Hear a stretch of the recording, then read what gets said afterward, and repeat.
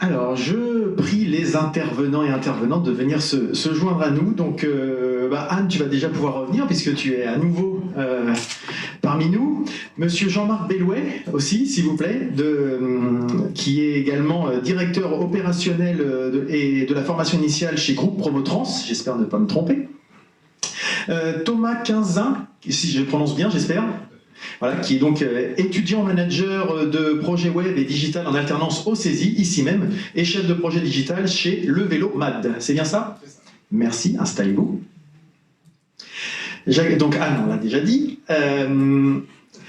J'accueille aussi Élise Vernet, animatrice emploi formation à la région Normandie. Bonjour. Et Madame Virginie Chilvert, directrice régionale du Crépi. Voilà, toute la table ronde est ainsi réunie pour effectivement revenir sur la... Vous pouvez vous installer, asseyez-vous. Hein. Vous êtes très disciplinés, hein. Vraiment, c'est impressionnant. Ne vous inquiétez pas, tout le monde est bienveillant ici. Donc pour mettre un petit peu de contexte à cette table ronde pour laquelle vous êtes venus aujourd'hui, donc je vais compléter un peu ce qui a été dit par mes deux prédécesseuses, je ne sais pas si c'est le bon terme. Donc aujourd'hui, si on regarde un petit peu les chiffres et le contexte actuel, 72% des cadres sont convaincus que le CDI ne sera plus la norme demain. Et 87% d'entre eux estiment que chacun expérimentera plusieurs statuts dans sa carrière. Effectivement, c'est ce qu'on voit, il y a beaucoup plus de... Tu parlais de liquide, en fait, d'approches assez liquides, de choses qui sont beaucoup moins solides qu'à une certaine époque. C'est donc une tendance de fond qu'on peut constater, avec notamment une progression des freelances, en fait, avec une augmentation de 126% en 10 ans, c'est quand même quelque chose qui commence à être très conséquent, l'explosion de la pluriactivité, multipliée par 2 en 10 ans également, et l'obsolescence accélérée des différents métiers. On estime aujourd'hui que 50% des jobs d'aujourd'hui n'existeront pas d'ici 10 ans. Donc effectivement, comment, avec ce constat actuel, on arrive à s'appuyer sur le passé pour essayer, si possible, d'anticiper un petit peu l'avenir. De plus, je ne sais pas si vous connaissez, depuis quelques temps, on parle pas mal du Big Quit, qui est quelque chose qui vient des États-Unis, qu'on appelle aussi la grande démission en France, qui a été initiée avec je dirais, les événements épidémiologiques. Et chaque mois, en 2021, pratiquement 4 millions de salariés américains ont quitté leur job. Les gens, on parlait de quête de sens tout à l'heure, c'est ça, les gens ne se retrouvaient plus dans ce qu'ils ont vécu dernièrement, ces confinements, ces problématiques-là. Et on voit qu'effectivement, les candidats, dans ce rapport de force, changent complètement et ils deviennent de plus en plus exigeants et forcément, en parallèle, il est de plus en plus difficile de recruter pour les personnes en face. Avec en plus des jeunes générations, mais pas forcément que les jeunes, qui cherchent effectivement à avoir des entreprises engagées d'une certaine façon. Et en France, en 2021, la société Capgemini, la plus grande recruteuse d'ingénieurs, aurait perdu un quart de ses consultants. Donc effectivement, on voit que ce problème, aujourd'hui, c'est un vrai sujet de tension dans le monde professionnel. Et ça explique certainement que pour 73% des dirigeants d'entreprise, la difficulté de recruter représente la première menace pour les entreprises dans l'année à venir. Alors comment les entreprises peuvent-elles agir? Est-ce une fatalité? C'est ce qu'on va voir tous ensemble, on va compléter ce qu'on a dit tout à l'heure. Et c'est tout l'objet de cette table ronde, pendant laquelle on va donner la parole à nos différents intervenants pour aborder les différents enjeux évoqués pour cette matinée, les enjeux pour les PME notamment, les enjeux et les attentes des individus et notamment des jeunes, les dispositifs d'accompagnement et les champs des possibles vers lesquels on peut aller. Vous aurez bien sûr la possibilité de leur poser des questions. Alors, moi, là, maintenant, j'ai suffisamment parlé. Je vais laisser la parole, pour commencer, à Jean-Marc Bellouet, donc chef d'entreprise dans un secteur d'activité particulièrement en tension, donc le transport. Monsieur Bellouet, est-ce que vous pourrez vous présenter et présenter votre entreprise? Donc, Jean-Marc Bellouet, je suis le directeur opérationnel de l'information initiale au groupe Promotrans. Nous sommes une structure nationale d'un peu plus de 800 salariés, avec des centres de formation continue et des campus de formation initiale, donc j'ai le plaisir de diriger, composés de CFA et d'écoles d'enseignement supérieur, avec un seul domaine d'activité, puisque nous sommes une organisation émanation des syndicats patronaux du transport, donc une seule activité qui est le transport logistique, voilà, et qui est un secteur effectivement dans lequel il y a de grosses tensions de recrutement, mais en tant qu'employeur sur le niveau régional, nous avons en fait 5 établissements, 3 3 centres de formation continue qui sont sur Le Havre, Caen et Rouen, et puis 2 centres de formation d'apprentis sur la périphérie de Rouen et la périphérie de Caen. Nous formons en formation continue sur tous les métiers en fait, dont toutes les compétences dont ont besoin les entreprises, principalement sur des formations réglementaires, etc. Et donc nous recrutons des formateurs qui sont en fait d'anciens professionnels et qui deviennent effectivement formateurs, qui ne sont pas obligatoirement des pédagogues de formation, mais plus effectivement d'anciens professionnels qui se tournent vers les métiers de la formation et qui vont aller transmettre leurs compétences professionnelles. Étant dans un secteur qui recrute et qui a des difficultés à recruter, ils se tournent effectivement vers la formation pour pouvoir améliorer les compétences de leurs salariés, mais également former des jeunes sur ces métiers, etc. Et de fait, nous avons une activité qui effectivement augmente, nous en tant que formateurs, et nous recrutons aussi, nous sommes des recruteurs potentiels assez conséquents et des effectifs qui augmentent. Et du coup, on se retrouve à avoir des difficultés de recrutement, puisque nous allons recruter d'anciens professionnels dans des entreprises d'un secteur qui lui-même est en tension sur ces métiers-là. Donc c'est effectivement quelque chose qui n'est pas toujours simple et nous avons effectivement besoin de formateurs. Alors ce qui est assez nouveau, c'est que depuis notamment la crise que nous venons de traverser, ces difficultés de recrutement qui étaient majoritairement sur les métiers de formateurs, en fait sont aujourd'hui assez transverses et ça touche également les postes de commerciaux, les chargés de clientèle, les conseillers en recrutement et même les administratifs plus hauts. Voilà. Si, ça va. Bon. Donc effectivement, vous sentez une vraie différence dans les difficultés de recrutement. Ça fait depuis combien de temps que vous ressentez ces difficultés? Est-ce que c'est quelque chose qui s'est fait progressivement ou il y a vraiment eu un élément déclencheur à un moment que vous pouvez plus ou moins dater? Alors, si je parle de la branche transport logistique, qui est quand même très présente dans la région, avec près de 50 000 salariés, qui est formé à 65% de conducteurs, les tensions de recrutement sur ces métiers-là, alors ça n'a pas toujours été le cas, il y a eu des hausses, des baisses, mais ça fait à peu près une vingtaine d'années que ces difficultés de recrutement existent. Pour faire simple, en fait, dans les années 2000, il y a eu la disparition du service militaire, qui était un gros pourvoyeur de conducteurs pour le secteur, qui s'est arrêté, plus la mise en place de formations réglementaires obligatoires pour pouvoir accéder à ces métiers-là, qui sont venus effectivement en tension. Alors il y a eu, avec les crises qu'on a pu avoir, il y a pu y avoir effectivement des périodes un peu plus fastes, mais c'est quand même un métier qui reste en tension depuis une vingtaine d'années. Donc c'est pas quelque chose de nouveau. Et c'est pour ça aussi que c'est un secteur qui s'est armé et qui a construit autour de sa branche des structures de formation pour pouvoir répondre à ces besoins-là, parce qu'ils ont compris de longue date que ces difficultés de recrutement ne pouvaient être réduites, non pas retirées, mais être réduites simplement en passant par les voies de formation notamment, mais pas que. Du coup, c'est vrai que vous évoquez les différents freins qui viennent un peu compliquer la tâche du recrutement. Comment faites-vous pour créer une certaine attractivité, pour attirer de nouveaux talents, justement, qui peuvent être peut-être rebutés par la difficulté, là où avant, finalement, il suffisait peut-être d'un permis, et maintenant, il faut un permis plus des formations, etc. Est-ce que vous arrivez à créer cette attirance pour ce métier? Alors, concernant les difficultés de la branche, oui, il y a effectivement des politiques menées avec les partenaires sociaux visant à casser des idées reçues sur les métiers, à montrer la réalité du terrain. Les entreprises ont revu également leurs conditions d'accueil de ces personnels-là, également les conditions de travail qui ont fortement évolué dans ce secteur d'activité, de façon à rendre plus visible et plus attractif ces métiers-là. Ceci étant, il y a des volumes qui sont de toute façon de manière, sans même parler de turnover ou de personnes qui partent, etc., et il y a des besoins qui sont récurrents et qui augmentent, à la fois par rapport à l'augmentation des trafics, l'augmentation logistique de tout ce qui est le e-commerce, etc. Et puis, vous avez aussi des pyramides d'âge qui ne sont pas obligatoirement très très favorables dans notre secteur d'activité, notamment en voyageurs, où nous avons des conducteurs qui sont majoritairement de plus de 50 ans, donc qui nécessitent effectivement un renouvellement des populations et qui crée ces tensions, effectivement. Donc c'est pas simple.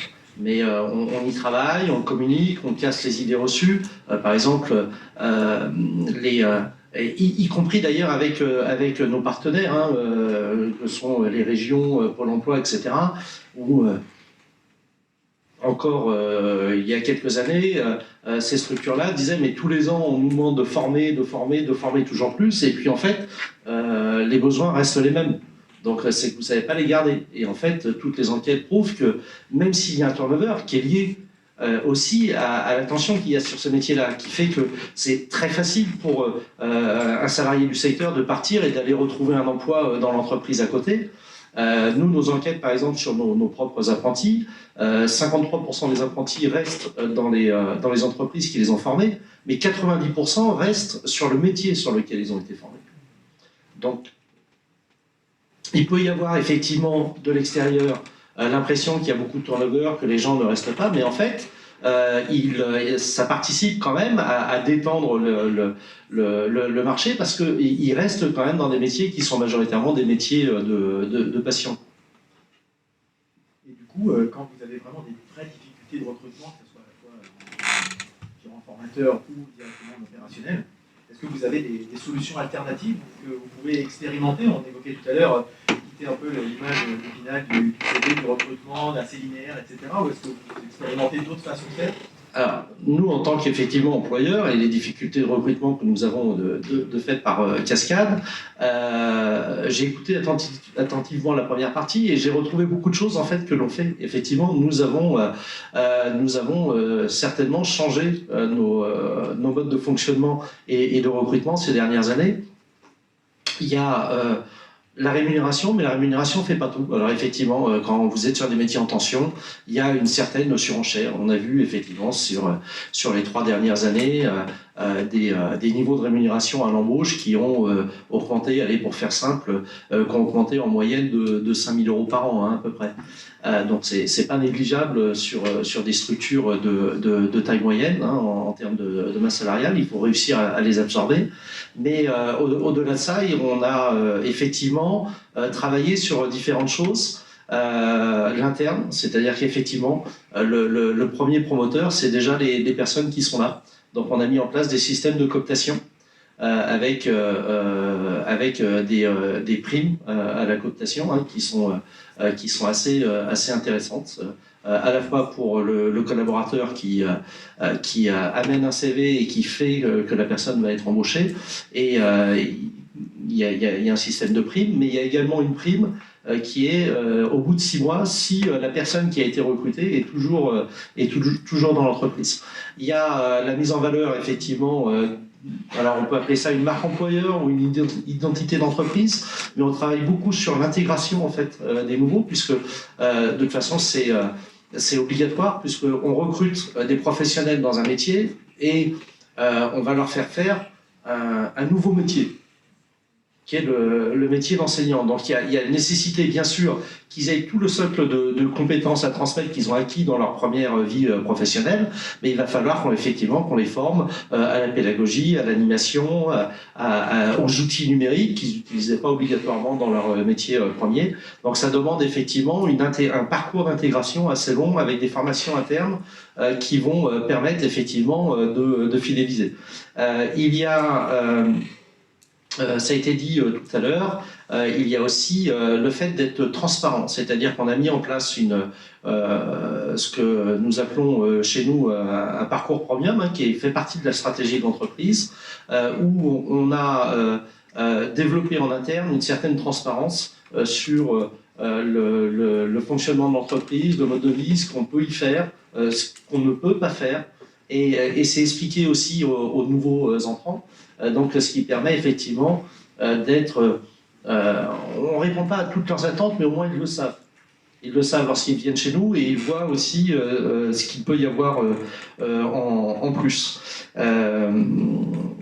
Il y a quelques années encore, on recherchait quand même des personnes aussi qui pouvaient être polyvalentes, avec une polyvalence qui était quand même parfois un peu extrême, hein, ce qu'on appelait le mouton à 5 pattes. Ça, on sait très bien que c'est fini, ça. C'est pas possible, on a déjà du mal à trouver sur la compétence première. Alors quelqu'un qui aurait une compétence première plus une secondaire, plus voilà. Donc ça, c'est aussi quelque chose qu'on a intégré et qu'on travaille en interne.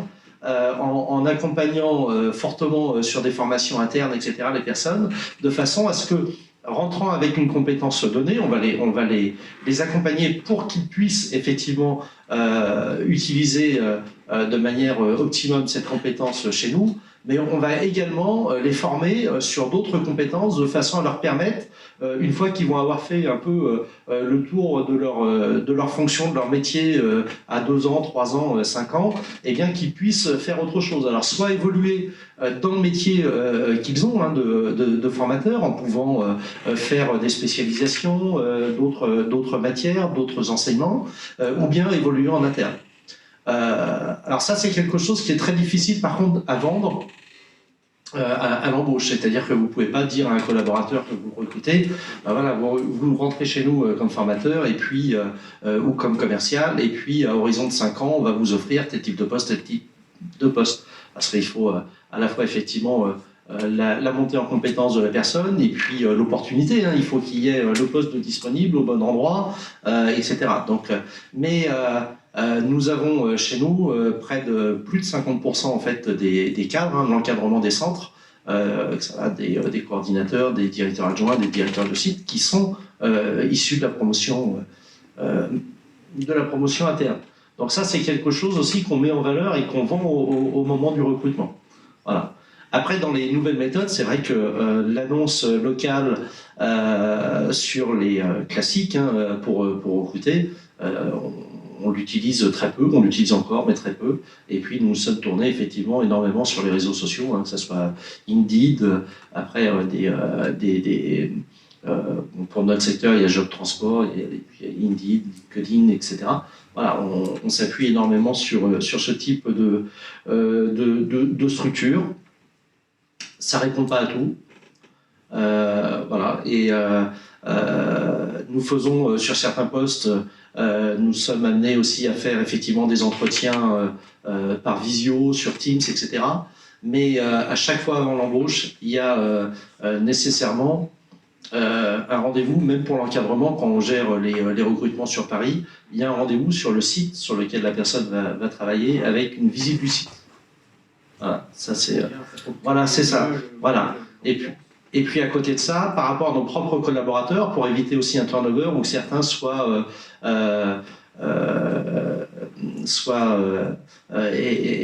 repartent vers les entreprises desquelles ils viennent hein, et du secteur du transport et de la logistique, parce que nous avons eu aussi ce type de problème, hein, de par les tensions fortes dans notre secteur d'origine, des personnes qui étaient venues à la formation et puis qui retournent, hein, pour des questions de rémunération notamment, hein, qui retournent dans leur secteur transport logistique. Donc pour éviter ça, on a travaillé aussi beaucoup de choses en interne sur à la fois l'accompagnement des personnels sur le développement des compétences, mais aussi en développant des vêtements de marque à l'entreprise pour créer une identité.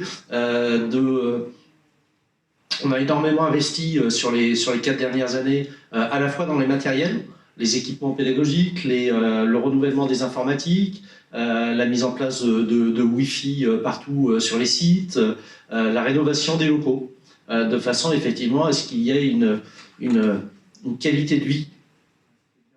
Voilà, une qualité de vie au travail qui est montée en fait d'un degré quand même par rapport à ce que nous avions précédemment, et ce qui du coup va permettre à des collaborateurs de continuer à se projeter en fait dans l'entreprise et qu'ils ne partent pas.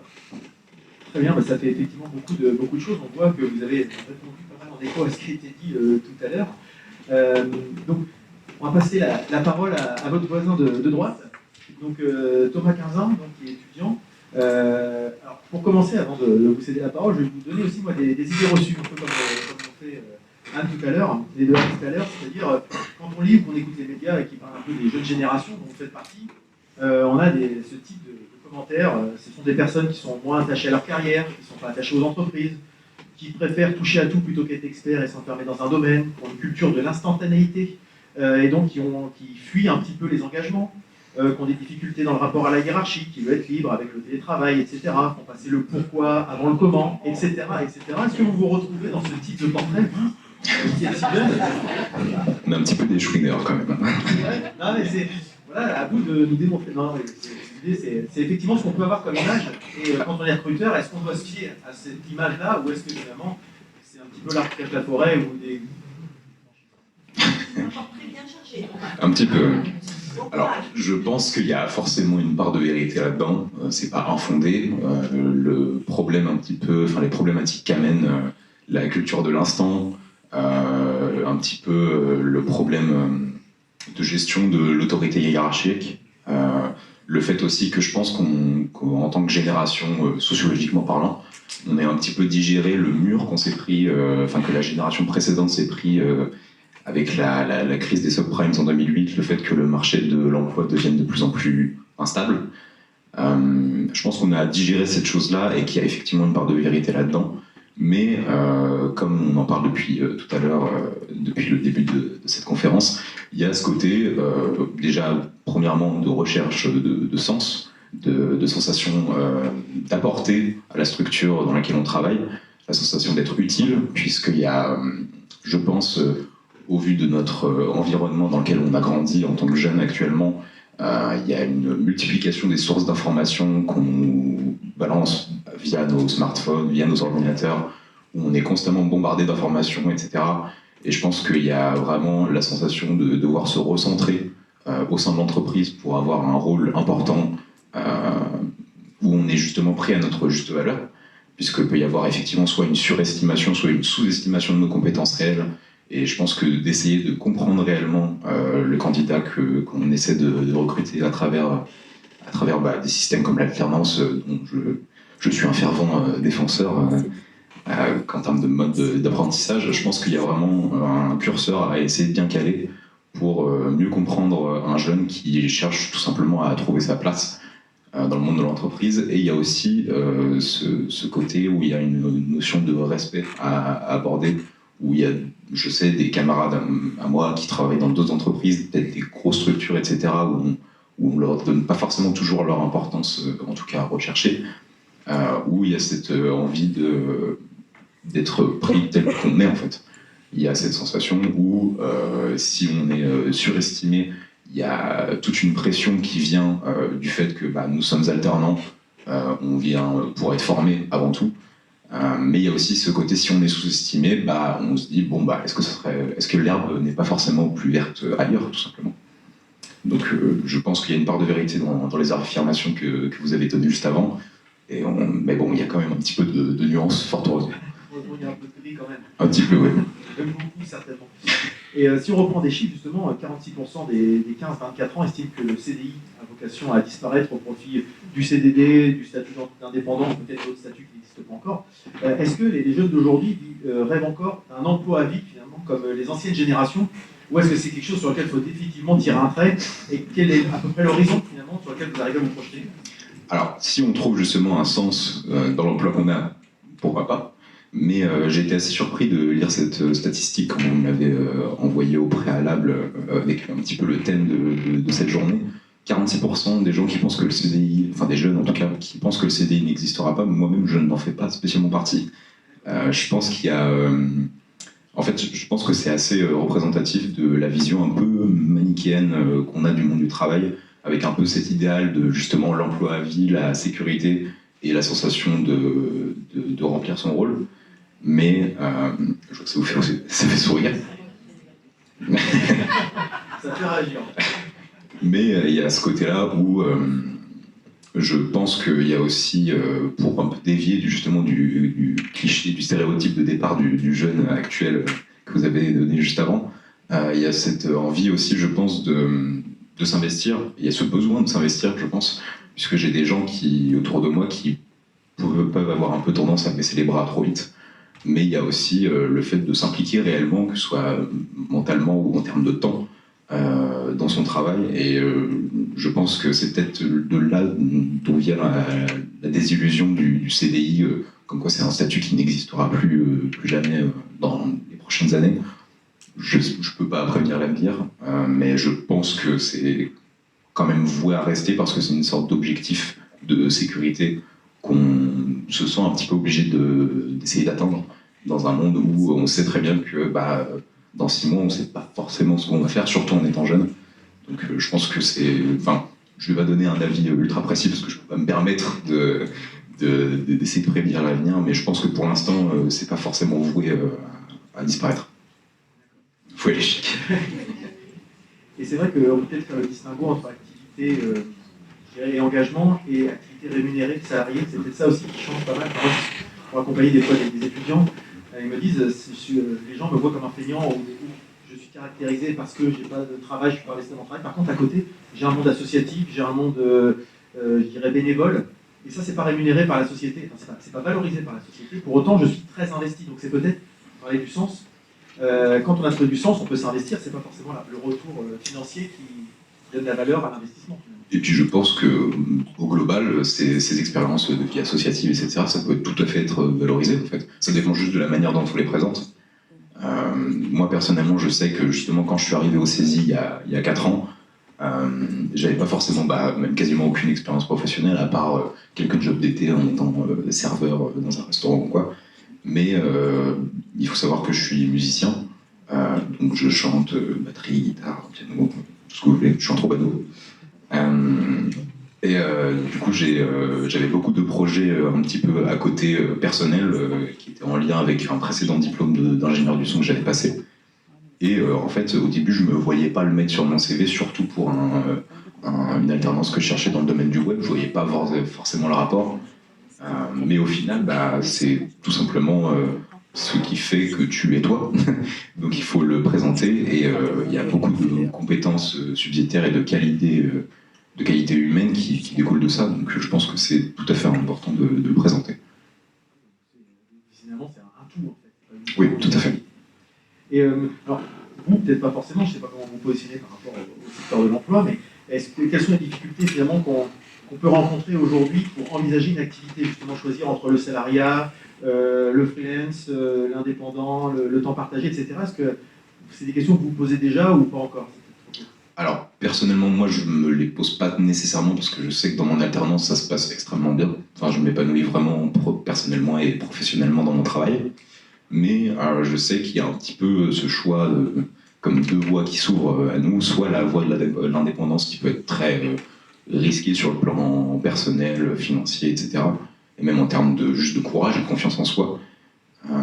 Et il y a la voie du coup de l'entreprise qui a ce côté où on ne sait pas si on va tomber dans une entreprise où on va être épanoui, on va avoir assez de liberté, d'autonomie et de responsabilité à assumer. J'ai pas forcément d'éléments de réponse pour dire si j'ai des difficultés personnellement, mais je sais qu'il y a un peu cette contrainte où si on va dans le monde de l'entreprise, on peut avoir justement les problèmes qui sont assez récurrents générationnellement parlant. Mais la voie de l'indépendance, c'est quand même lié à une minorité de personnes, je pense, qui ont instinctivement le courage d'aller vers cette voie.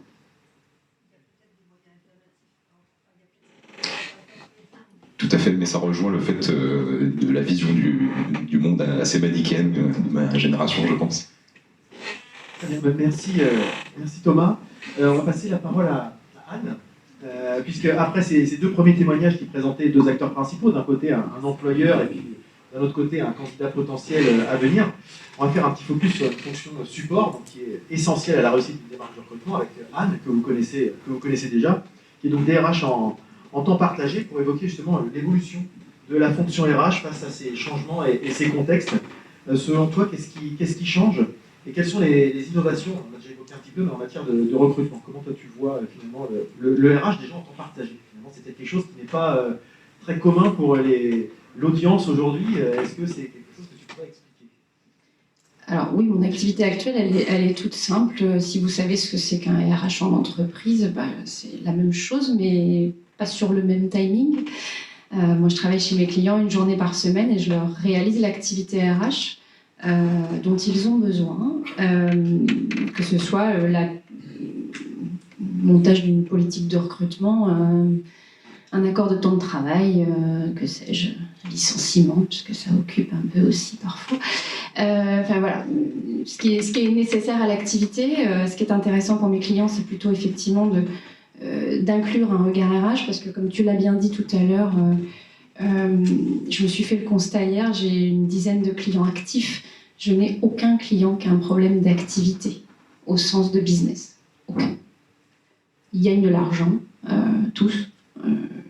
D'ailleurs, j'ai rencontré récemment un élu du tribunal de commerce qui disait qu'il n'y a jamais eu aussi peu, quelque part, de faillites d'entreprises. Donc, c'est pas le sujet. Le sujet, c'est pas le business. Le sujet, c'est comment j'attire les compétences, comment je les garde. Comment je les forme, comment je les développe, etc. Et notamment pour les TPE, parce qu'aujourd'hui, quand vous avez 8 postes dans une entreprise, effectivement, faire entrer un jeune qui a 25 ans et lui proposer une évolution, c'est compliqué. Donc ils en ont conscience et à la fois, ils ont besoin d'une forme de pérennité. Donc moi, j'amène ça. J'amène ça dans la réflexion, dans le travail, dans la construction avec le dirigeant. Qu'est-ce qui a changé? Alors, le premier point, c'est qu'à mon sens, quand on parle de recrutement, c'est pas les RH qui recrutent. Je sais pas si je vais dévoiler un grand truc, mais moi, j'ai jamais recruté. C'est-à-dire que je supporte, j'éclaire, je mets en avant des choses dans des profils, dans des besoins. Pour moi, un RH, il est vraiment dans la partie amont, la partie organisationnelle, dans la partie de quoi on a besoin comme profil, de quoi on a besoin dans l'équipe. Mais savoir si c'est le bon candidat ou pas le bon candidat, c'est pas le boulot du RH en fait. Clairement, c'est un boulot de manager. Donc la première démystification, c'est quand même qu'un RH, ça recrute pas. Je sais pas ce que je fais là, mais en tout cas, pour vous le dire, il fallait que je sois là. Ça participe à la logistique du recrutement, on peut dire. Voilà, ça participe à la logistique du recrutement. Par contre, effectivement, sur le caractère innovant, on a, ou on peut avoir cet œil-là, d'effectivement, de plus en plus proposer à nos clients, qui soient internes quand on est des RH en entreprise, qui soient un vrai client pour ce qui me concerne, effectivement d'autres voies. C'est-à-dire, je travaille actuellement chez un client qui s'est séparé de son DRH, qui s'est séparé de son DAF, période un peu compliquée. Et du coup, la première idée du chef d'entreprise, c'est de dire on va recruter. Il faut recruter parce qu'on n'a plus personne. Et puis finalement, on est arrivé dans une période où on a recruté personne, toujours personne.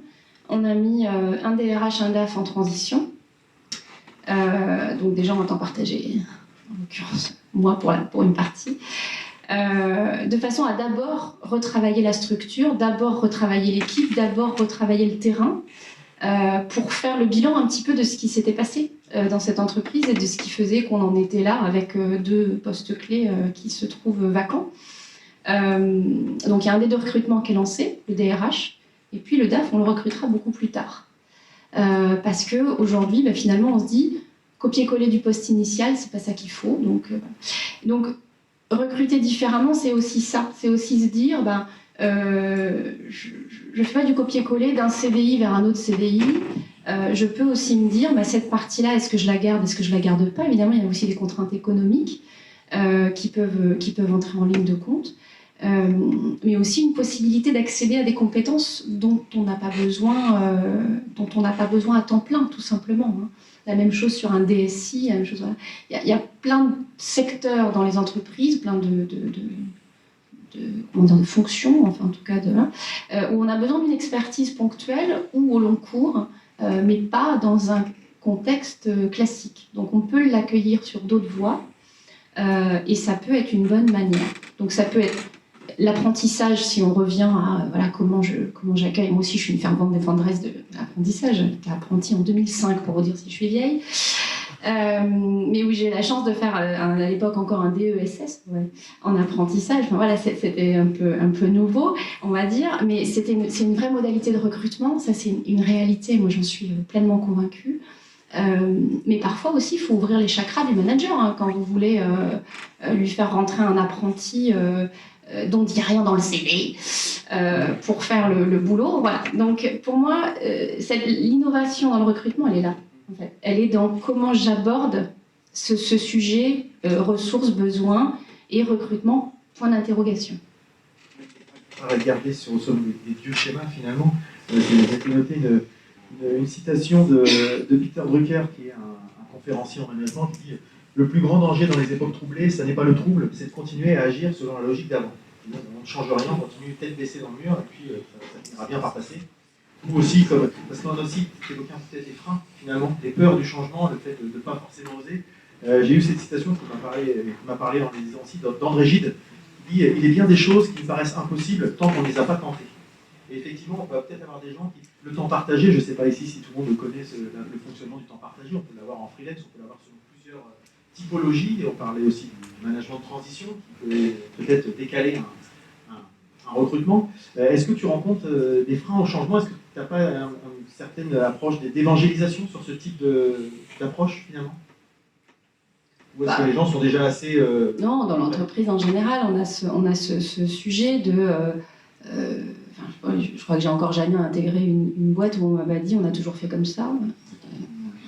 Pourquoi vous faites ça? Parce qu'on a toujours fait comme ça, oui d'accord. Mais la même chose sur les canaux de recrutement, enfin je veux dire, voilà. Et effectivement, la question elle est d'illustrer parfois par l'échec tout simplement ce qui va fonctionner. Enfin, je vous parlais de mon pompier tout à l'heure, je peux vous en parler 50 fois, mais quand même.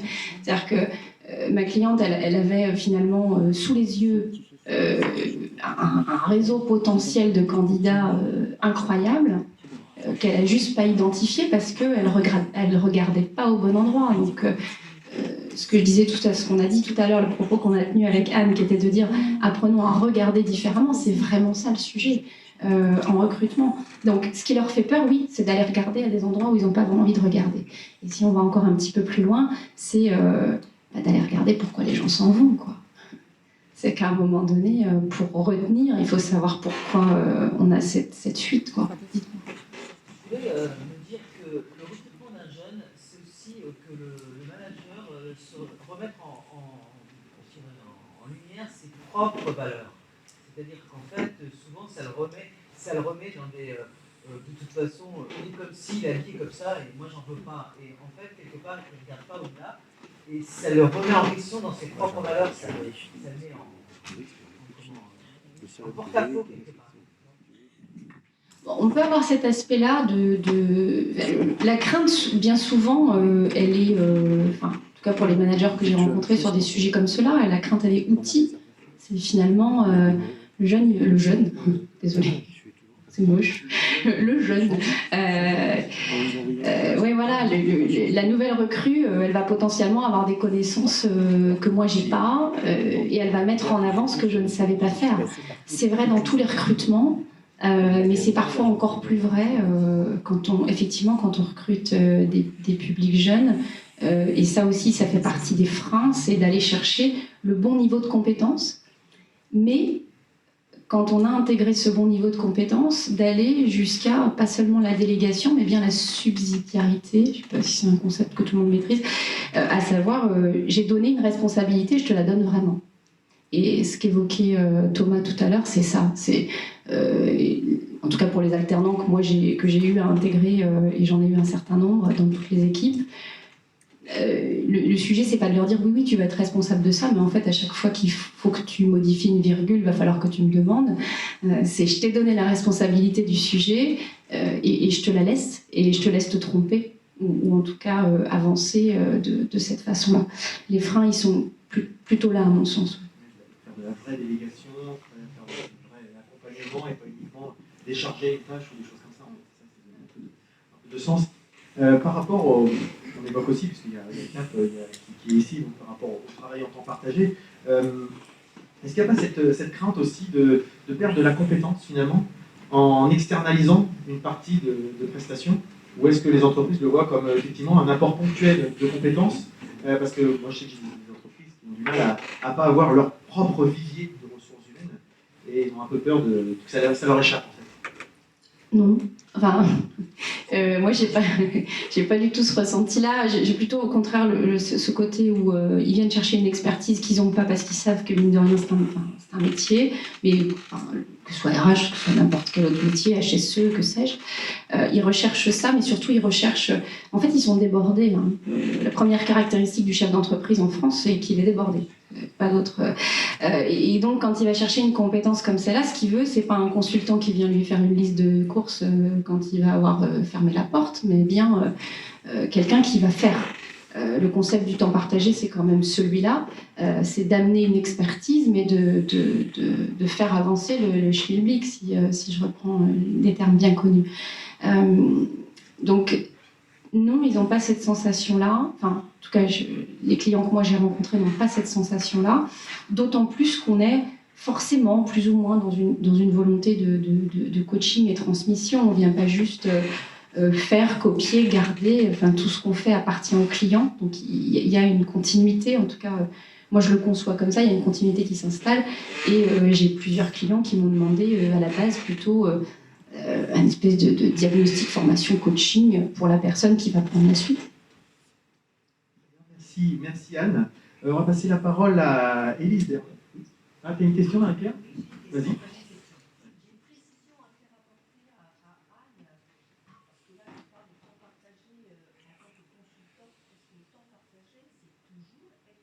En tant que justement pas consultant. C'est presque la première insulte qu'on pourrait me faire. Désolée.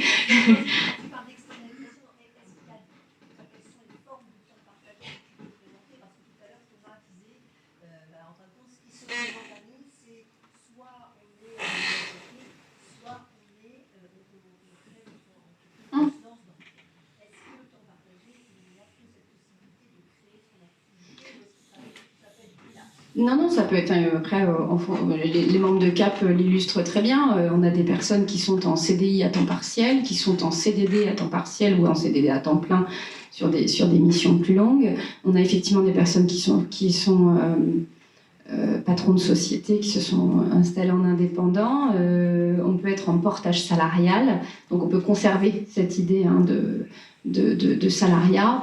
Le point, en fait, il est... entrer dans le temps partagé, ça veut dire accepter ou vouloir d'être multi-employeur, finalement. Parce qu'au bout du compte, le principe est le même, mais il peut prendre plusieurs formes, y compris des formes qui sont peut-être plus sécurisantes, effectivement, que d'être chef d'entreprise.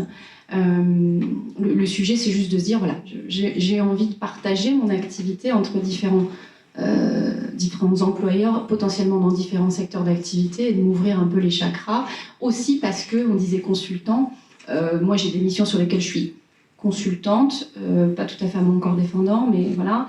Il y a des missions sur lesquelles je suis DRH de transition, donc je fais les CSE, je fais ce qui va bien. Des missions où je suis DRH à temps partagé, donc vraiment je viens intervenir et faire le job directement. Et puis des missions où je vais être formatrice ou coach. Voilà. Et ce qui permet effectivement d'avoir une variété d'activités qui est différente.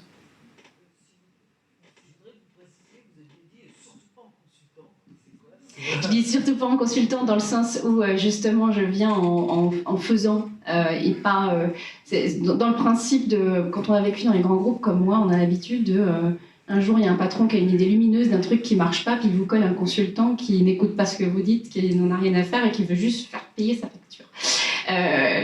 Parce que vous avez toujours pas compris pourquoi le gars il est là et que on est sur de l'audit quoi et vous dites donc là moi quand je dis ça c'est cette approche un peu pluguée voilà c'est quand on est à temps partagé et quand on est consultant dans la construction, on est dans la co-construction avec le client, c'est dans ce sens-là que je dis ça, c'est pas une notion juste de je viens voir, je vous dis tout ce qui va pas, puis à la fin vous avez le sachant, voilà exactement, ouais.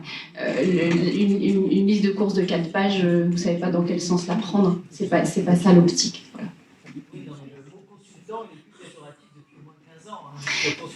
Eh ben oui, mais voilà. Après, moi, j'ai une expérience personnelle qui me fait un peu dresser la difficulté. Voilà. Le micro à Élise Dernet, donc animatrice emploi formation à la région Haute-Normandie. On va donc pouvoir aborder les sujets justement de formation, peut-être d'accompagnement politique par rapport à tout ça. Concrètement, comment se positionne la région dans ce contexte et quel est son rôle finalement par rapport à tout ce qu'on vient de dire ce matin? Donc, bonjour à tous, donc Élise Bernet, avec un S. C'est pas parce que je travaille, je travaille à la région, donc on écrit mon nom comme lui, mais c'est pas grave. Donc je suis animatrice d'emploi formation à la région Normandie. Moi je m'occupe de l'arrondissement de Rouen, donc qui va de Yvetot, Le Trait, Rouen jusqu'à Elbeuf. On est 13 animateurs emploi formation en Normandie. On a deux missions principales au niveau de l'animation. C'est d'une part de faire le lien avec l'ensemble des acteurs du service public de l'emploi, donc les institutionnels. Donc au quotidien, je suis en contact avec Pôle emploi, Mission locale, Cap emploi, le CLI de la métropole, le département, enfin voilà, tout ce petit univers qui gravite autour de l'emploi et de la formation pour vous accompagner, vous, entreprises. Et on a un intervenant supplémentaire. et donc la deuxième mission, eh bien, c'est de pouvoir répondre via l'offre de services région aux besoins des entreprises. Et là, je vous ai perdu. Alors du coup, je vais vous poser une question. Qui arrive ?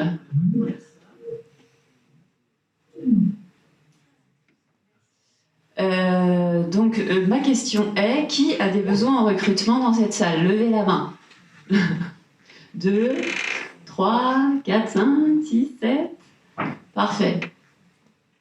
Très bien. Bon, donc l'apport de la région. Merci. L'apport de la région. Donc la région a compétence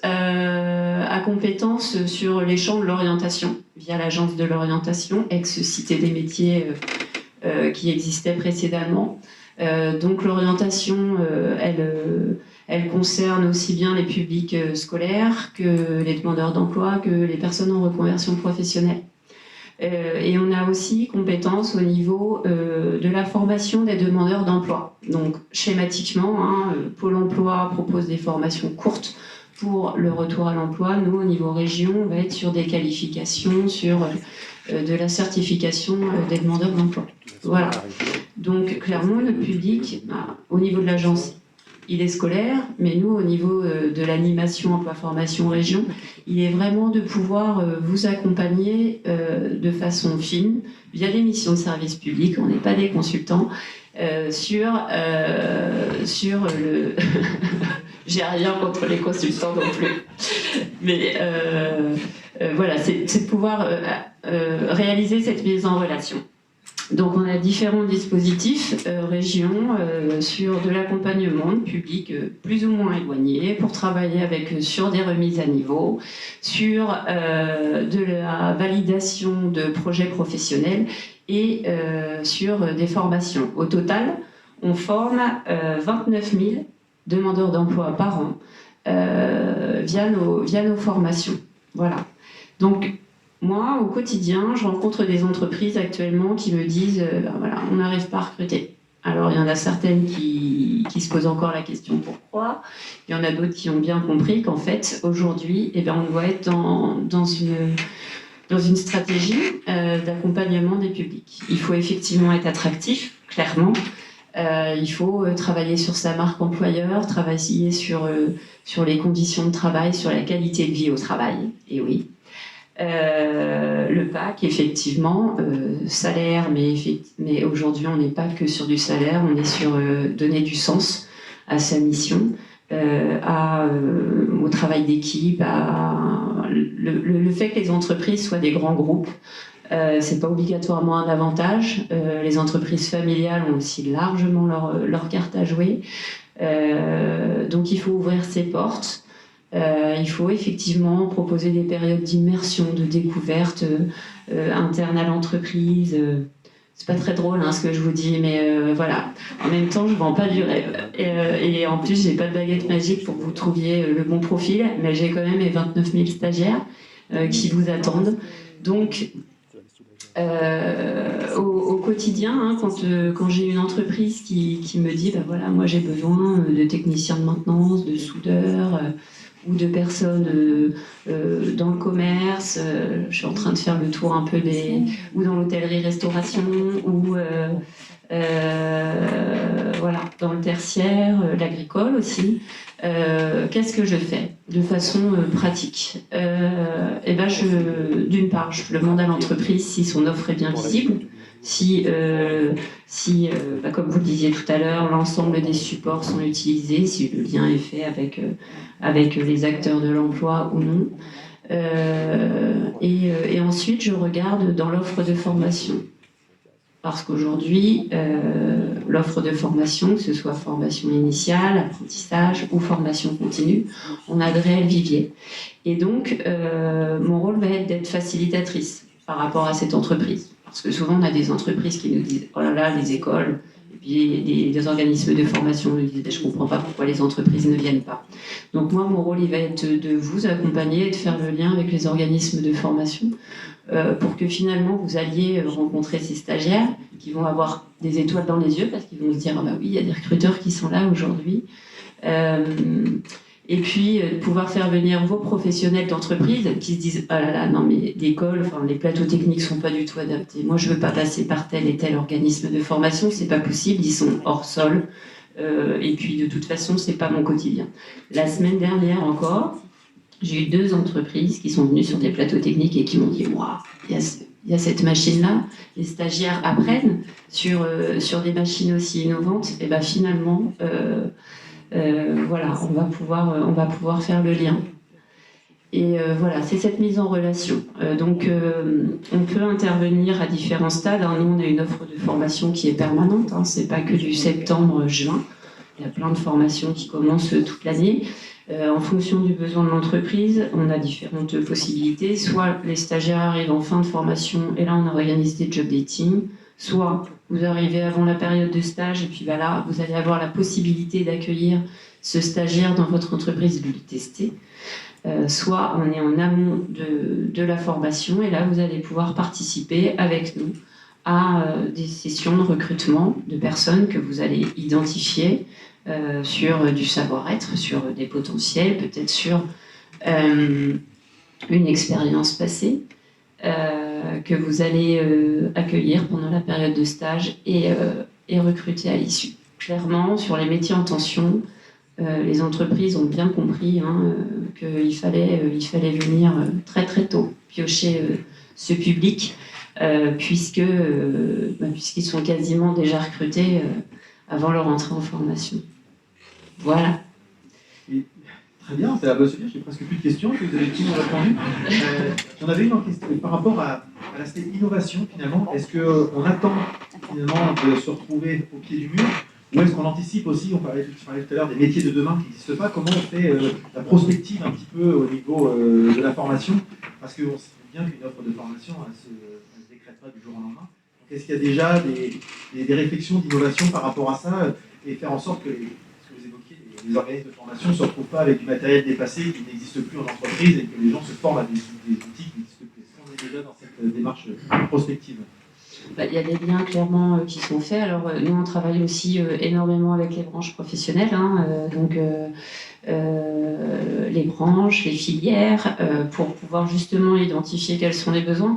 Je vais pas avoir la même offre de formation sur le territoire de Cossé-Nostre-Robert qu'à Elbeuf, où on a plus d'industrie, où un peu plus d'agriculture, et du commerce sur le territoire de Cossé-Nostre-Robert-Barentin. Et à Elbeuf, je vais avoir aussi du commerce, mais plus d'industrie pour pouvoir répondre à l'offre. Donc ça, en permanence, de toute façon, on peut adapter. Et puis, on a un dispositif qui permet aussi de mettre en place des formations sur mesure pour les entreprises. Donc on part d'un diplôme. Nous, notre objectif, il est de faire monter en compétence nos stagiaires, de les former, de les qualifier. Donc on va partir d'un diplôme existant et puis on va venir y adosser un module complémentaire spécifique à l'entreprise. On l'a fait dans le milieu de la chimie, on le fait dans le milieu du transport, on l'a fait dans le secteur agricole, sur le lin. Enfin, il y a plein de possibilités en permanence, on peut adapter. Donc ce dispositif, il s'appelle une formation, un emploi. La formation, alors le diag et l'analyse de poste est intégralement financé par la région. La formation est intégralement financée par la région. Le pilotage, il est assuré par l'animateur qui adore suivre ce type de projet, et enfin l'animatrice d'ailleurs, hein, je peux féminiser. Et puis on rémunère les demandeurs d'emploi s'ils n'ont plus de droit ouvert à Pôle emploi d'ARE. Et puis on a aussi, vous parliez des freins tout à l'heure, donc là, on a pensé aussi, il y a des aides sur la partie mobilité, c'est une réelle problématique sur nos territoires, la mobilité des personnes psychologiques et physiques. Et puis sur la garde d'enfants également. Voilà.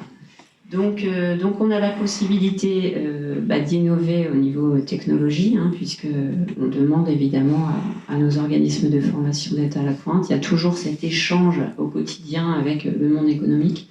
Et puis en plus, on a la possibilité de moduler nos formations, de les déplacer géographiquement pour être au plus proche des entreprises et de notre public. Voilà. Très bien, je vous remercie beaucoup. On va finir cette table ronde avec Virginie Chilvert. J'espère que je prononce bien. Alors non seulement c'est la bonne prononciation, mais j'ai vérifié, vous l'avez bien orthographié. Bravo. Quand même. Directrice régionale du Crépi. Alors déjà, pour commencer, je vais vous laisser présenter en quelques mots le Crépi, ses activités, pour les gens qui ne connaîtraient pas forcément. Oui, et merci de me laisser parler d'insertion dans une matinée où on parle du recruter autrement. Le Crépi, donc club régional d'entreprises partenaires de l'insertion, qui appartient à un réseau. Nous sommes 16 Crépi en France, disponibles partout sur le territoire, pour avoir plus de 2500 entreprises engagées adhérentes. Et à l'échelle de la France, on accompagne quasiment 5500 personnes à retrouver un emploi. Le Crépi Normandie, pour sa part, existe depuis 2006, alors que le réseau existe depuis 1996. C'est une association qui a été créée à l'origine par le groupe EFAGE, dans le cadre de ces clauses d'insertion. Donc ils étaient peut-être en avance sur cette question de la RSE et ils avaient souhaité créer ce que j'appelle leur outil RSE au titre du Crépi. Pour le Crépi Normandie, on est 8 collaborateurs, dont 3 alternants. Donc moi, je suis également une fervente défenseuse de l'alternance pour y être passée. Je ne donnerai pas la date, pour autant. On accompagne 305 personnes par an avec plus de 50% en retour à l'emploi durable. Ça veut dire qui sont restés en emploi au-delà des 6 mois. Moi, j'avais aussi une petite enquête à faire, comme Élise a pu le faire. Je suis désolée, je vous copie. Qui d'entre vous a intégré dans ses équipes une personne éloignée ou très éloignée de l'emploi? Bravo, madame. Pour les autres, surtout, c'est pas grave, vous pouvez le faire. Il faut oser. Pour vous parler d'autre chose, on a 60 entreprises adhérentes en Normandie et on opère historiquement sur le bassin rouennais, puisque c'est là où le Crépi a d'abord été créé. Et puis on a créé une antenne il y a 1 année, on intervient sur Le Havre, également dans l'Eure, donc dans le Calvados, très peu, voire pas du tout dans l'Orne, parce que ça s'est pas aujourd'hui prêté, et comme on est en plein développement, on a choisi aussi de faire correctement les choses plutôt que de le faire rapidement, et non plus dans la Manche, même si c'est une question qui se pose aujourd'hui avec plein emploi et tout ce qui se passe au niveau industriel. D'accord.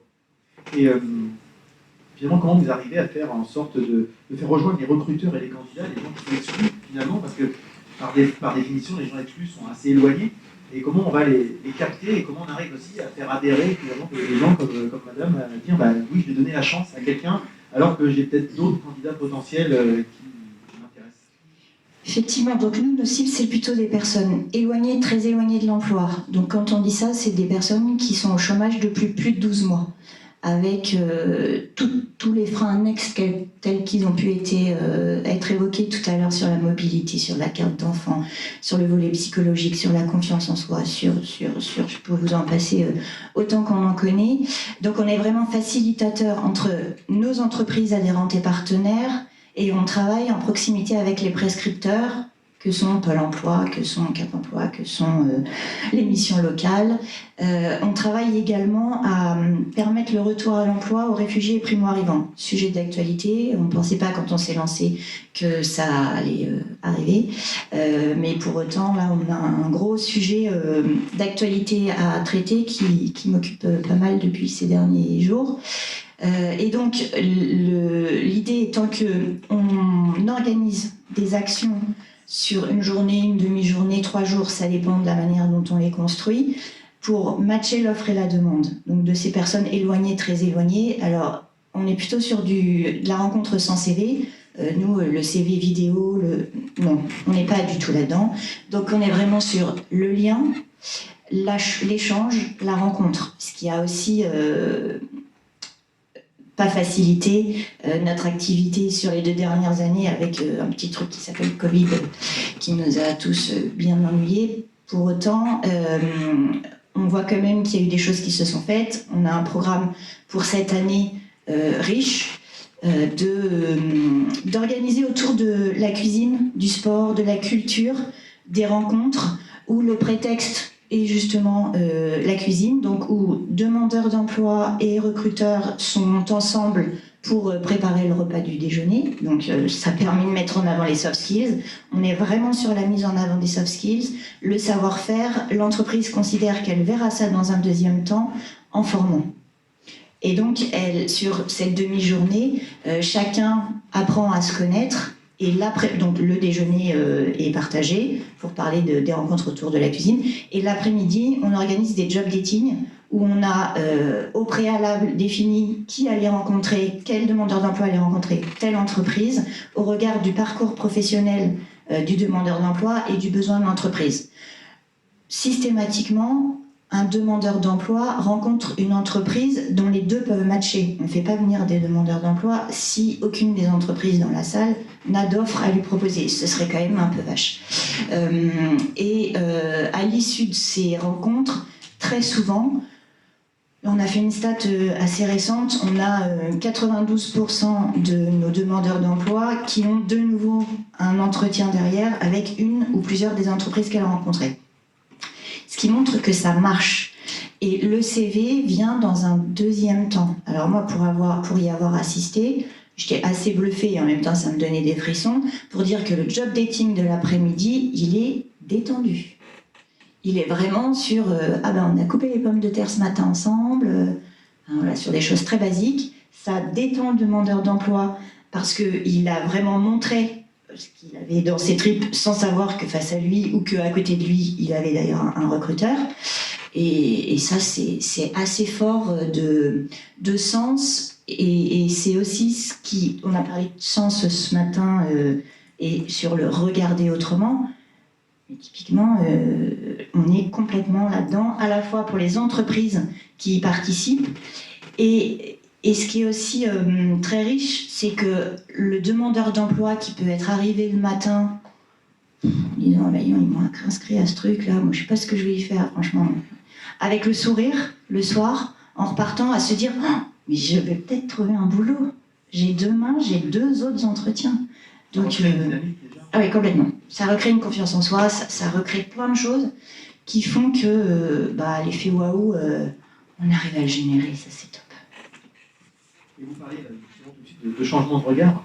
C'est vrai que les sujets d'inclusion, de mixité, de diversité, c'est des choses qui changent dans la société depuis quelques années. Vous parliez du fait qu'effectivement, ça peut venir d'un grand groupe par rapport à sa démarche RSE, qui, je dirais, choisie ou subie, c'est ça les clauses d'insertion. Mais est-ce qu'il y a encore des freins, justement, par rapport à des entreprises sur ces sujets-là, et quel levier actionner finalement par des entreprises qui seraient réticentes en considérant que c'est un risque finalement?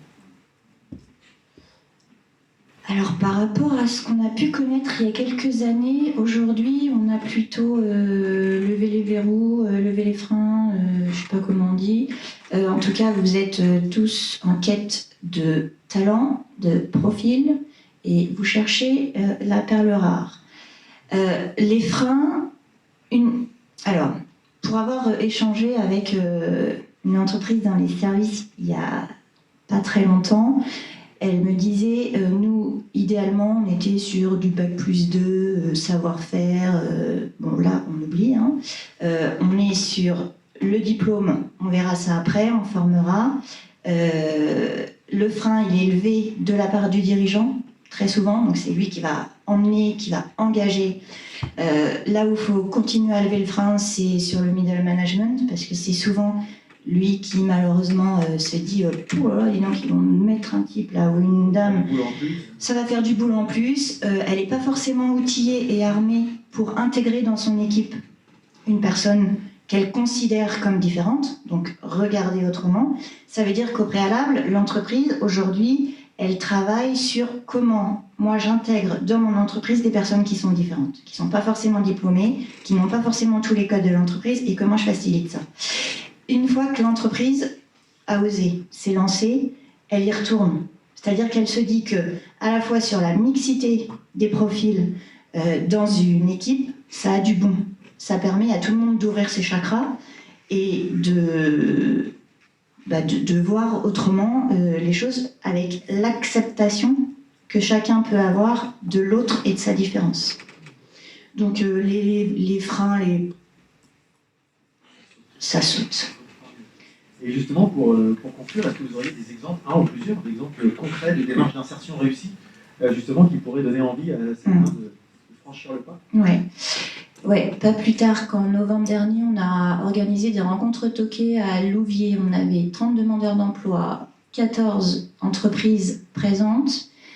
On a une entreprise dans la gestion de la relation client qui, à l'issue de ce job dating, a recruté 3 personnes.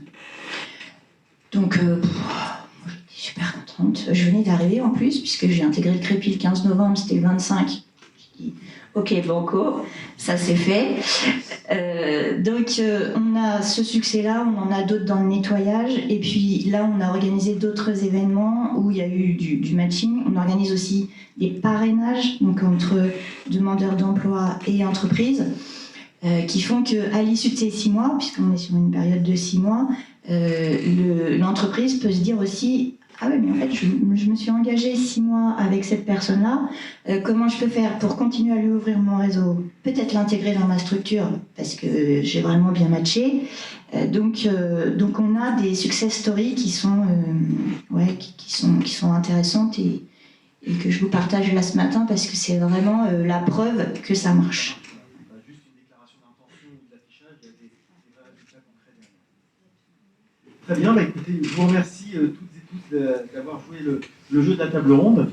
On va peut-être laisser la parole aux personnes du public. Si vous avez des questions pour nos différents intervenants, des sujets que vous voudriez approfondir ou des questions auxquelles on n'a pas répondu peut-être, n'hésitez pas.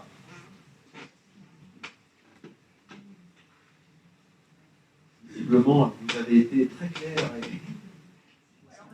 Ou alors vous avez faim. Ou les deux. On pourra se retrouver autour d'un buffet à la sortie, et donc on pourra encore échanger, mais c'est vrai que partager avec chacun, tous, c'est toujours très, très intéressant. Donc n'hésitez pas, on vous alimentera après, c'est promis. Mais l'idée c'est de partager à plusieurs et de partage d'expérience dans ce domaine de recrutement. Enfin, on voit bien qu'il y a multiples possibilités de recruter. Et comme disait les deux Anne au début, on reste quelquefois sur nos schémas, nos habitudes, on est tous comme ça, c'est tellement facile de rester sur ce qu'on connaît et d'aller un peu voir ailleurs, c'est pas évident, et on n'a pas le temps, et puis patati patata.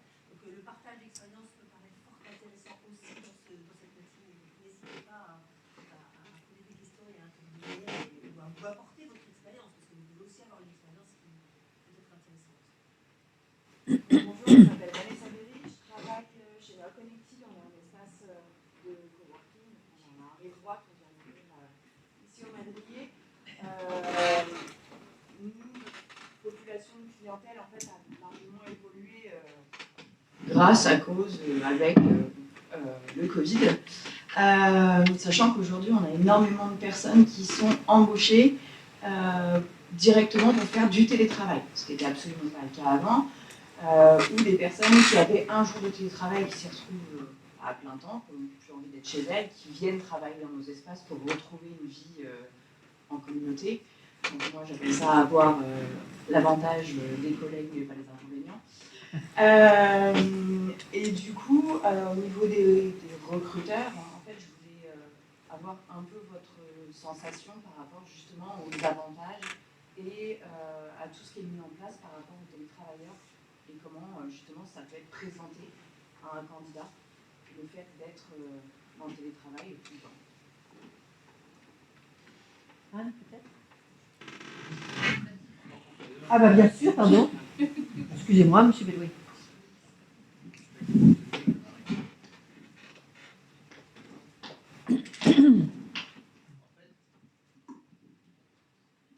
Oui, le télétravail, c'est quelque chose effectivement qui devient incontournable dans le recrutement. Mais nous avons en tant qu'employeur quand même de grandes difficultés, c'est que tous les emplois ne sont pas télétravaillables. Et ça, c'est difficilement entendable en fait pour les personnes que l'on recrute. Quand vous êtes effectivement un siège social avec des services supports, etc., il n'y a pas de difficulté à mettre du télétravail. Et quand vous êtes sur des structures qui ont 20, 30, 40 salariés, et que sur ces 40 salariés, vous en avez moins de 10 qui sont sur les emplois transverses, administratifs, etc., et que vous êtes à accueillir de la clientèle ou du public, c'est très difficile d'organiser du télétravail. Donc c'est pas évident du tout, c'est effectivement très à la mode. Les personnes, de par ce que nous avons traversé, souhaitent télétravailler. Nous, en tant qu'établissement recevant du public, on a fait du télétravail par obligation, en fait, durant la crise Covid, mais ça a généré pas mal de désorganisation. Et on a pu le faire aussi dans une période où nous accueillions beaucoup moins qu'auparavant, ou en rythme normal. Donc c'est pas la solution à tout, et c'est effectivement, en tant qu'employeur, c'est une vraie difficulté de pouvoir expliquer aux personnes qu'on est sur des emplois qui vont être difficilement télétravaillables. C'est comme les freelances, il y a eu beaucoup d'interventions ce matin sur les freelances, le temps partagé, etc. De par nos problèmes de recrutement, nous faisons appel effectivement à des freelances, à des intervenants. Autant il y a des postes où il n'y a pas de difficulté, c'est des postes où on va avoir des missions précises à faire, qui sont donc sur un champ d'activité précis et sur une période donnée. Il n'y a aucune difficulté à faire appel à des intervenants. Sur l'enseignement, ça paraît évident. Nous avons aussi des intervenants assez nombreux sur des métiers où en fait on n'a pas obligatoirement la possibilité d'offrir des temps pleins. Et c'est des fois plus facile pour tous de passer par des intervenants que des CDI à temps partiel annualisé ou à temps partiel simple. Donc ça va être sur les enseignements généraux, etc., pour des organismes de formation professionnelle que nous sommes. Mais nous avons des intervenants qui travaillent quasiment à l'année pour nous, à qui on propose des CDI temps plein et qui les refusent. Et on finit par se séparer de ces personnes-là, parce que c'est aussi une problématique. Il y a un moment, quand vous voulez construire une culture d'entreprise avec des personnes qui vont au-delà de la mission qu'ils ont, mais qui vont pouvoir partager la stratégie de l'entreprise, aller s'impliquer dans les visites de nos clients, etc., qui vont pour des formateurs, donc qui vont aller au-delà de l'acte de formation. Eh bien, c'est quand même très difficile à mettre en œuvre sur des intervenants. Vous créez des réunions d'équipe pédagogiques, etc. Les intervenants, ils viennent, ils pressent leur truc, ils repartent. Ils ne participent pas à tout ça. Donc ça a vraiment ses limites. Et c'est des fois difficile à comprendre pour les futurs recrutés. C'est le risque finalement d'avoir des entreprises à deux vitesses finalement où il n'y a pas... C'est ça. Le fait d'avoir plusieurs employeurs n'empêche pas d'être investi de la même manière pour chaque employeur. Ah, mais ils sont investis dans leur mission, ils le font très bien, ils sont investis. Et ils sont investis dans la mission pour laquelle on les a pris en tant qu'intervenants. C'est très difficile qu'ils soient disponibles pour être investis dans des missions transverses qui vont servir au développement global de la stratégie globale de l'entreprise. Au moins dans mon entreprise et dans les métiers que je connais, c'était pas partout. Ouais, juste deux mots sur le télétravail par rapport à votre question. Je pense qu'aujourd'hui, effectivement, c'est un sujet incontournable, qu'on le veuille ou non. C'est-à-dire que l'employeur, on a été contraint de s'y mettre. Moi, la première, j'étais contre et vent debout. Hein. Je suis partie des gens, j'ai toujours bossé en usine avec des chaussures de sécurité aux pieds, donc le télétravail, c'était quand même pas trop ma tasse de thé. Covid nous a bien aidés à ouvrir nos chakras sur le sujet. Néanmoins, il y a plusieurs éléments. Le premier élément, c'est que je pense qu'il ne faut pas penser tout télétravail. Donc, et je pense qu'il y a beaucoup de postes qui sont télétravaillables à partir du moment où, je vais en refoutre une couche sur l'organisation, mais où on l'organise. Pour vous donner un exemple tout simple, encore une fois, j'ai bossé dans beaucoup d'usines. Moi, mes responsables maintenance, ils faisaient du télétravail. Des techniciens de maintenance de 2022, ils peuvent faire du télétravail parce qu'ils ont un ordinateur portable, ils ont un outil de GMAO, ils ont des comptes rendus à produire, ils ont des stats à produire, ils ont du reporting. Donc évidemment, ils ne sont pas à 100% en télétravail, ça n'aurait pas de sens. Mais ils peuvent bosser une journée par mois, une journée tous les 15 jours en télétravail, et on commence à ouvrir des champs. Deuxième intérêt que moi je vois au télétravail aujourd'hui, et on le voit très bien, j'en ai discuté avec des entrepreneurs à vrai récemment de manière très, très simple, c'est pouvoir avoir accès à des compétences qu'on n'aurait jamais eues.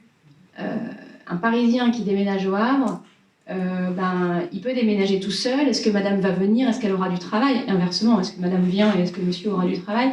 Voilà, à un moment donné, de tout temps, moi j'ai connu ça, ça fait 15 ans que je bosse dans les RH, le sujet c'est pas de trouver le candidat, le sujet c'est de le faire déplacer avec sa petite famille. Et quand vous habitez au Mans ou à Poitiers, accrochez-vous.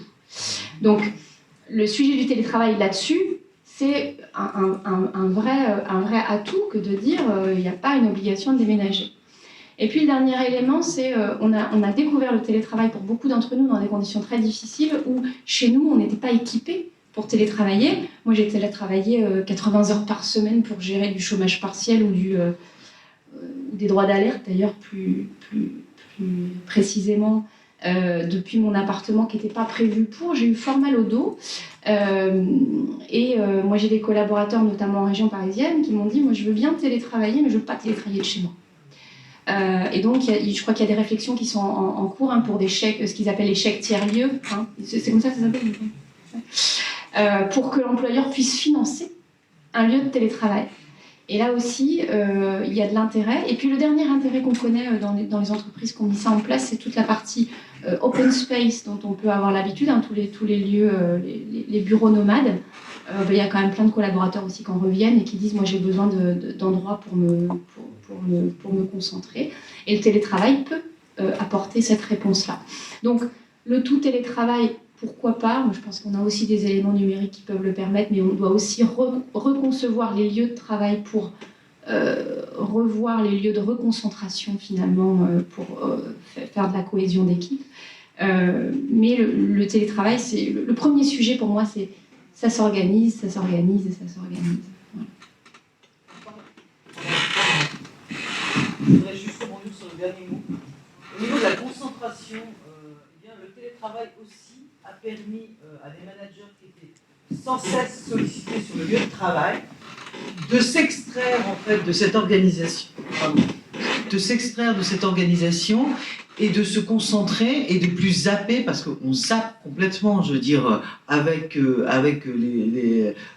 a un mot sur WhatsApp, et puis après on a un mot sur le réseau interne, et puis on est appelé au téléphone, on est tout le temps en train de zapper. Et le fait qu'il y ait des middle managers qui ne pouvaient plus se concentrer sur le lieu de travail, ce télétravail une journée par semaine, qu'ils ont conservé d'ailleurs, a permis de se concentrer sur leur cœur de métier. Alors moi, l'expérience que j'ai par rapport au télétravail, dans deux cas très différents, je pense qu'on n'a pas su déterminer quel était le cadre de ce télétravail. Moi, j'ai une structure où j'ai embauché un apprenti et la première question qu'il m'a posée, il est community manager, est-ce qu'il y a du télétravail? S'il n'y a pas de télétravail, on arrête l'entretien. Donc on est un peu surpris, moi j'ai un peu d'années d'expérience. Et puis, donc on lui a dit qu'évidemment il y avait du télétravail. La deuxième expérience, c'est que moi je suis intervenant dans une école de commerce à Mont-Saint-Aignan, où moi j'ai eu des suivis d'apprentis qui n'ont jamais été, pendant le Covid, en entreprise.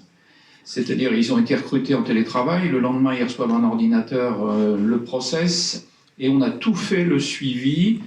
Les évaluations se sont faites également à distance. Pour ces jeunes-là, zéro problème. La difficulté, elle a été plutôt dans le suivi et par rapport aux opérationnels. Mais la question de fond, c'est qu'est-ce que c'est que le télétravail? Qu'est-ce qu'on met? Comment on s'organise? La répartition des missions, la confiance. Moi, je connais des structures où, dans le télétravail, les gens pensaient que c'était plutôt télé que travail. Donc, je pense que fondamentalement, la question, elle est là.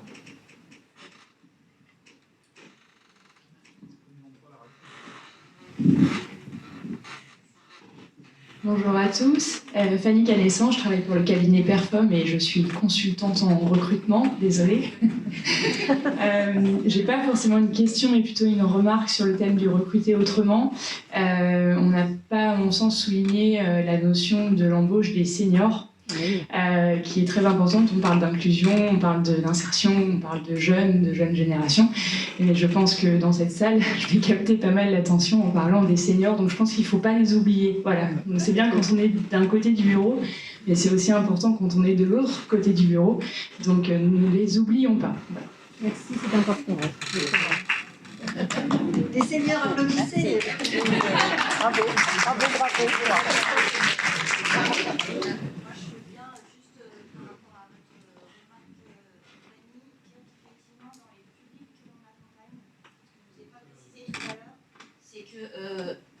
Les jeunes, un petit peu, diplômés de plus en plus, puisqu'on était sur des bacs moins bac, et là on est sur de l'accompagnement de bac plus 2, 3, 4, 5, avec ce que l'on vient de rencontrer, et sur des profils seniors, parce qu'on est senior quand on a plus de 45, donc je vous le fais court. Hein.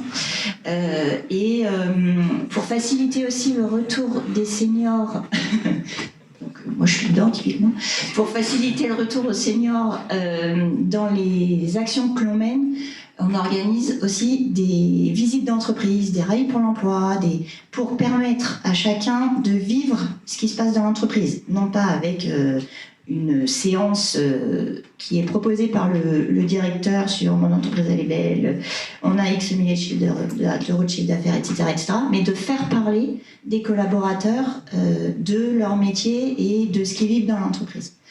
Donc oui, les seniors, oui. Alors juste par rapport à votre remarque, juste une petite remarque justement pour dire que dans le cadre de la préparation de cette matinale, c'est des sujets qui sont revenus assez souvent, c'est-à-dire marque employeur, on a entendu quête de sens, on a entendu la notion de télétravail. On sait très bien que cette thématique du recrutement, à partir du moment où on l'aborde, elle fait appel à énormément d'autres thématiques. Cette conférence, cette table ronde, on aurait tout à fait pu avoir 30, 40, 50 intervenants différents. On aurait pu la tenir sur une semaine complète, à mon avis. Donc, à un moment donné, on s'est dit, on va faire un choix.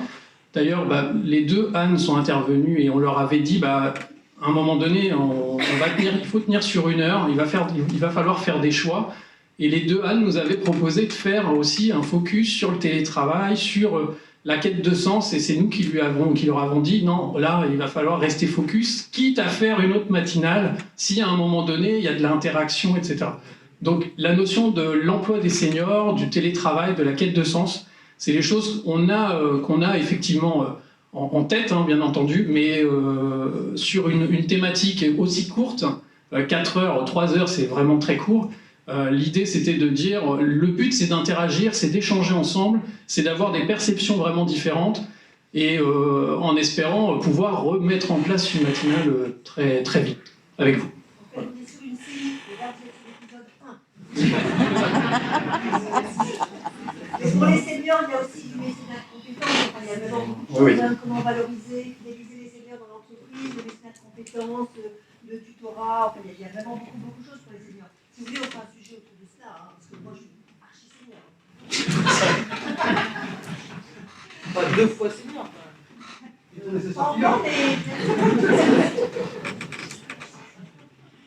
Bonjour, moi je voudrais à nouveau m'adresser plus particulièrement à Anne et Thomas. Je suis mère et je tiens à insister sur l'importance du RH, sur les dérives complètes des chefs d'entreprise qui cherchent des postes avec des diplômes qui sont assez typés sur un travail en autonomie, un travail avec beaucoup de responsabilités, etc., comme ce que vous pouviez proposer, et qui derrière insistent énormément lors du recrutement sur l'importance de pouvoir partager, de travailler en équipe, etc., alors qu'ils ont choisi un diplôme où il fallait travailler seul parce que c'est dans leur personnalité.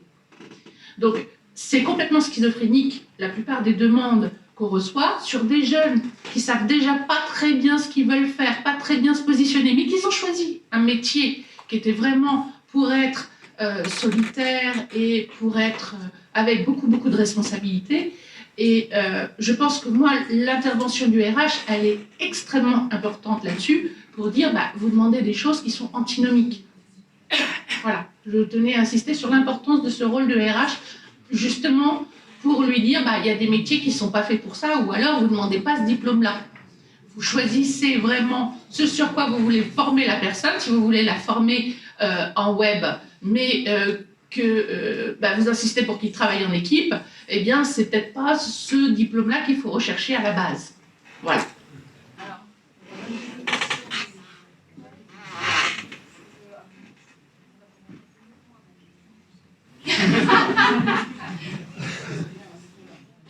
Essayez d'être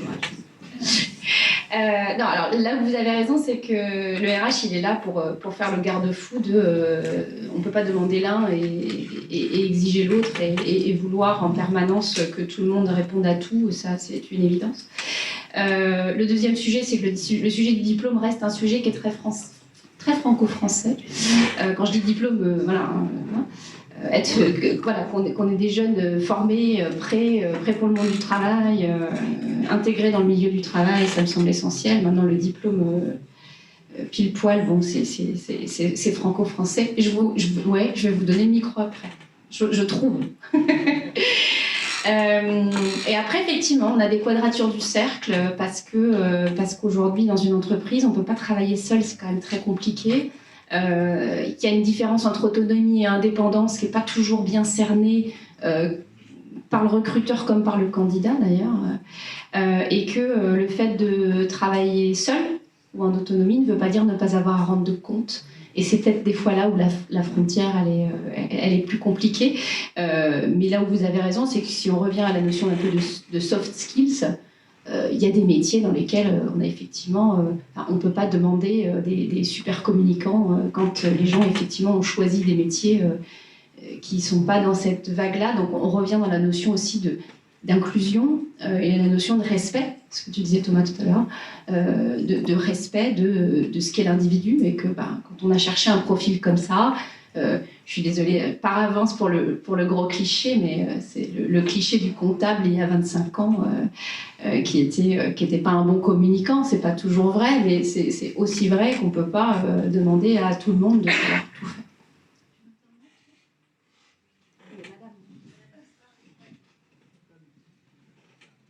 Je vais me permettre d'intervenir pour parler un petit peu des pédagogies actives et puis dire qu'il y a des métiers, et tous les métiers qui se font en entreprise nécessitent des compétences transversales.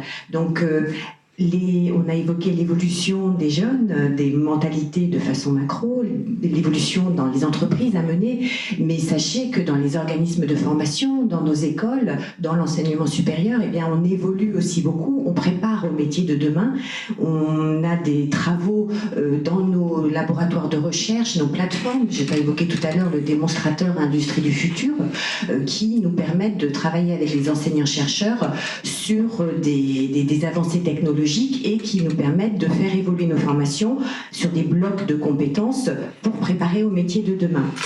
Et non seulement on fait évoluer les blocs de compétences, mais aussi des méthodes pédagogiques actives sont mises en place pour que les jeunes travaillent et développent des compétences de travaux de groupe. Par exemple, il y a des cursus en informatique où on peut avoir le cliché de l'informaticien qui arrive à 14h parce qu'il n'a pas bossé de la nuit, il n'a pas dormi de la nuit, pardon, et puis il travaille tout seul.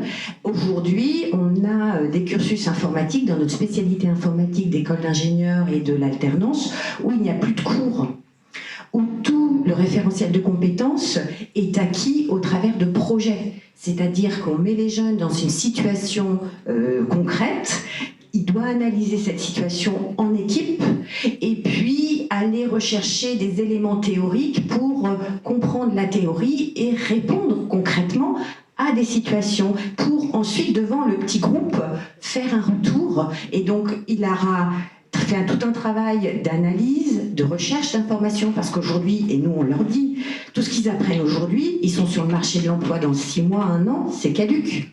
Donc il faut qu'ils soient capables d'aller chercher de l'information, de la synthétiser, de l'adapter à l'environnement. Là on ne parle plus de compétences, on parle de capacité. Et ensuite d'amener des éléments de réponse. Donc tout ça, en leur faisant faire tout cela avec ces méthodes-là, ils apprennent à parler, ils apprennent à synthétiser, à travailler en équipe. Donc c'est aussi ça que l'on fait dans nos écoles. Et alors je vais répondre un petit peu à ce qui a pu être dit tout à l'heure, mais aujourd'hui c'est ce qu'on fait dans les écoles. Et quand on est sorti d'une école il y a 5 ans, 10 ans, 15 ans ou 20 ans, on n'a plus la bonne vision de ce qui est fait ensuite. Donc vraiment, ça a été évoqué aussi tout à l'heure. Et je redonnerai la parole à Thomas, peut-être qu'il veut compléter sur ce que je viens de dire, mais nos écoles sont ouvertes. Donc venez rencontrer, il y a des forums, vos salariés, c'est aussi un moyen de valoriser les salariés, les faire participer à des jurys. On a des tas de jurys intermédiaires où on a des jeunes qui ont une expertise. Là, c'est aussi un moyen pour vos salariés de venir chercher l'expertise qui est à la pointe aujourd'hui, d'identifier des jeunes aussi qui peuvent être intéressants. Enfin, voilà, il y a vraiment beaucoup d'interactions. On est très moteur, on est très ouvert.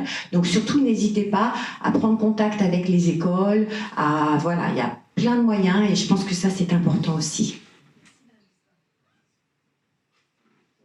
Bon, merci. Je vous propose qu'on termine les échanges lors du cocktail. En tout cas, Marie-Pierre et moi, on tenait à tous vous remercier pour votre présence. On tenait à remercier une nouvelle fois Christine Dispa pour son accueil dans les locaux du CESI. On tenait à remercier Nicolas Frévour pour l'animation de la table ronde. Et on tenait à remercier une nouvelle fois tous nos intervenants pour leur disponibilité et leur perception sur cette thématique.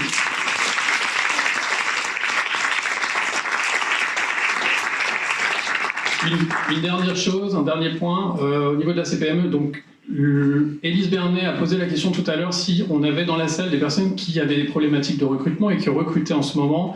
Donc là, la thématique, elle avait aussi pour but de lancer une réflexion, une perception. Sachez que la CPME organise le 8 avril un job dating. Bon, on en parlait justement, enfin Virginie en parlait sur les dispositifs qui sont proposés par le CREPI. Le 8 avril, on en propose un pour essayer de répondre aux problématiques que rencontrent nos adhérents chefs d'entreprise de TPE-PME. C'est une initiative qu'on met en place avec ma collègue Florence qui gère le périmètre du 27.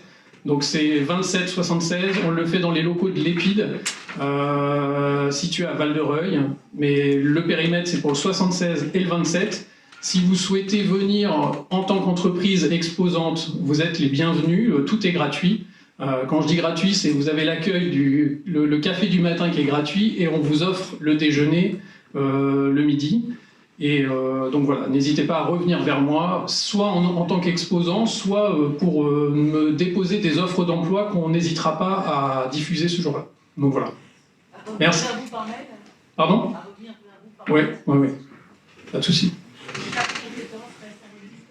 Également, en termes de compétences partagées, peut-être un mode que vous ne connaissez pas bien, donc n'hésitez pas, mais de toute façon, on va bientôt faire aussi des manifestations et des webinars et des rencontres avec les chefs d'entreprise et les individus que ça peut intéresser. En tout cas, sachez que c'est un mode alternatif qui peut tout à fait répondre à des besoins et que de toute façon, toutes les personnes autour de cette table, bien évidemment, restent à votre écoute. Merci vraiment. Merci Madame Bernet, je suis désolée pour le S. Ben oui, c'est ça. C'est exactement cela. Et les uns et les autres pour votre participation active et également la salle. À tout de suite derrière un verre et des glaceries.